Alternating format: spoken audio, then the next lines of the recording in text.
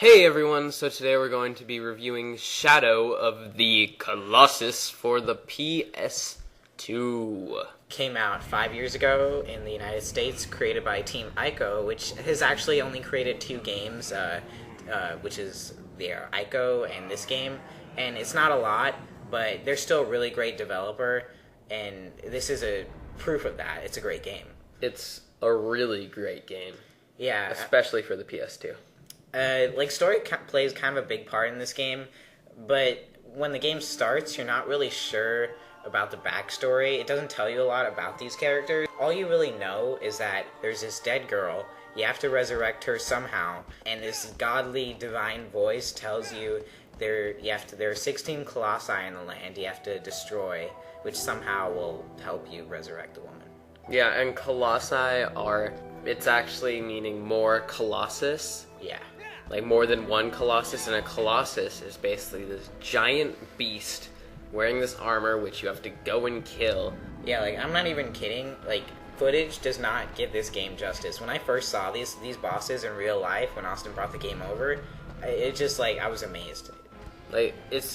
You need to play this game if you consider yourself a gamer. These are some of the biggest boss fights you'll ever see. And some of the best boss fights you will ever play. Yeah, the gameplay is also very structured, but it's still unique. Well, you'll basically be doing not the entire game, but you'll start in the temple where the lady is. You'll go out, explore, find the Colossus, destroy it, and return to the temple and rinse and repeat, basically, for all 16 Colossi. Yeah, and in this game, your only companion is a horse who is the stupidest horse ever. The words cannot explain how stupid he is. You call him, and he just stands there huh? He's like, what's going on? Yeah. And then I really have trouble jumping on him, getting on his back, because he's huge. Yeah, you have to jump on him. It's the biggest horse. So you have to jump in the air, and then press the grab button to, grab onto him, and, pull yourself up. It's why can't it just be, Red Dead Redemption? Press the triangle button and just get up there. No, you need to jump on it. Literally jump on your horse. Yeah. It's really hard. The game also takes place in this forbidden land, which is what they call it, and it's supposed to be cut off from the rest of the world, which kind of explains the lack of characters.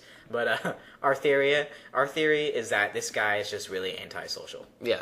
Or he just... Yeah, that's pretty much it. Yes. Wow, the game is basically a huge sandbox environment, and just look at this bridge. It pretty much covers half of the landscape you'll be traveling. It's just a huge bridge. It just shows how big things are in this game. Yeah, this game is beautifully done. There's cutscenes every once in a while that just look fantastic. Yeah. And also, you might be thinking right now, oh, this is such a big world. How am I going to find these Colossus? Well, the game has that covered. You basically take out your sword. Sword of power. Yes. And you just hold it up, and then a laser beam comes out and shoots in an area, and then you have to move the laser beam around to find where the Colossus is. Yeah, you'll never be lost. If this game gave you no hints, it'd be pretty terrible. You'd be lost all the time. Yeah, and also when you're going to find the Colossus, you might need to go through different obstacles, which makes it sort of a platforming game. And it is a platforming game because you have to climb up this giant Colossus. And some of the Colossi, have sort of different spots that you jump on. Yeah, they all have different strategies. Yeah, it's like a platforming game. It's basically like playing a level on a giant animal, but you're also being shaken off. And what's kind of cool is this game really makes you think. Like, you can't just go up to its foot and stab it. No, Yeah. it's way more than that. You have to go on its head, and then you find this weird symbol that's neon blue just shining, and you have to stab that like 20 times, and then it dies. Yeah. Which is awesome. Weak points also change. Like, you might go on his forehead, stab it a couple times, it disappears, and you have to find another part on his body. Yeah, it's really... Why do you think it's a he? Why can't the Colossus be a she? Oh, I'm sorry. Yeah. I think there is actually a she Colossus in this game. Yeah, probably. Possibly. Depending on There should the be. genders. Yeah, Freaking there should be. Sexist developers. Team Ico, what the hell? Yeah, but it's still a fun game, no matter what. Yeah. The game is really kind of like, I guess if you had to categorize it, it's kind of like an adventure platformer. I mean, Slash puzzle game. Yeah, so like the puzzle is kind of how you have to figure out what to do when these Colossus just appear.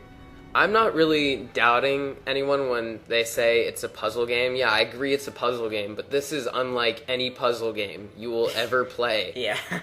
I mean, most puzzle games are like Tetris, where blocks are falling down and you have to connect them in a certain way for them to all explode. No, this game, you need to run up a giant beast and stab it in the head. It's just a different kind of puzzle altogether. Yeah, it's awesome. Yeah, and what pretty much the coolest thing I think about this game is that there are absolutely no wimpy enemies to fight before you go to a boss. The game is entirely made up of boss fights. Which basically means you have to just, like, beat the game with all the bosses. Yeah, like there's no way around it. You have to kill these things. Yeah, I mean, there's no shortcuts in this game. Not like, oh, I could skip a boss just by doing this. Like, I know there are some games where you don't need that. Like, I think Mario Galaxy 2, you don't really need to fight all the bosses technically. Yeah. So did you see the size of the thing? You can't skip this. It's just like one day you're gonna be just walking and it's just gonna come. He's like, "I found you." You can't just forget. Like, each boss, you have to remember these are the best bosses you will ever fight in video game history. So you have to remember that you want to fight all these bosses. It's not really like a chore to fight these bosses. Yeah, it's a privilege to fight these bosses. Yeah, you should consider yourself lucky. But they do take a long time, which is kind of annoying. Yeah. So the music in this game, yes, not really much music at all. But when you're in the boss fights, you have some intense music, and I'll say it's some of the best music I've heard on a video game. Yeah, it's just done really well. I don't quite remember it right now, but it was pretty awesome. Yeah, I mean, and the graphics, just look at this. Like, it's probably some of the best last generation graphics you will ever see. Yeah, this actually looks like it can be a PS3 game. Yeah, if the graphics are a little more updated, but I could imagine this game on the PS3, and it might possibly be on it. Yeah, they already actually announced a collection PS3 game with game Ico and this one in it, which will be really cool. And definitely, if you're like holding off on buying it, I'm sure that will be a great collection to have, like if you want both games. Yeah, since the PS2 or PS3 Slim cannot play PS2 games for some reason. What the hell, PlayStation or Sony or whoever makes those? Yeah. I mean, what the hell? Really? The PS2 could play PS2 ones. Why can't the PS3 Slim play PS2 games? But it could play PS1 games for some reason. Yeah, that's just like, what the hell? Oh my gosh. I can't talk about that anymore. But if you are looking for this game on the PS2 market, it will be kind of expensive. I mean, for a used PS2 game, those are usually pretty cheap and easy to come by these days. This was actually $20. Yeah. And it didn't even have a case, and they only had one left in the store, so it's a pretty rare game. Yeah, and it's just really fun. It's worth the money. Yeah, a lot of people actually are looking for this game. Like, still. Yeah. Like, since this IGN just put out their top 100 PS2 games, and 20. This was number 1. 25. No, it was top 100. Oh, really? Oh, yeah, you're right. Yeah, top 100, and so I'm sure more people are going out and buying PS2 games, since everyone goes on IGN pretty much for their gaming stuff. You guys should come here for gaming stuff, because IGN sucks. We're calling you out, IGN. If you go to GameSpot, you're a square. You're a square. And if you go to IGN, you're a circle, because you're cool and rounded. If you come to Poweredpanda, you're just super awesome. Yes, nothing can beat that. Nothing. So...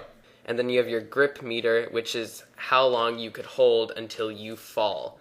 So if that runs low, then just get off a little bit, and then it will regenerate into a big ball. That's what that circle is there next to the weapon and the life bar. Yeah, and also the game isn't really intense in its difficulty. It just takes a while. Yeah, but it's still a really awesome game. Yeah. So now I need to talk about to Team Ico. If you ever make another Shadow of the Colossus, then the coolest thing ever would be if your last boss was actually the planet or land that you're roaming on. That would be awesome. So you just need to run across this entire planet and find different points, and stuff will be like shooting at you and you have to dodge it. And maybe you could have like a bunch of other Colossi like trying to kill you at the same time. That would be so awesome. And at the end, there's a big reveal. The planet is the Colossus. Yes. So that has been our review of Shadow of the Colossus for the PS2. I hope you enjoyed it, because I definitely did enjoy it. This game is just making me crazy. So, thanks for watching. And happy gaming! Whoa!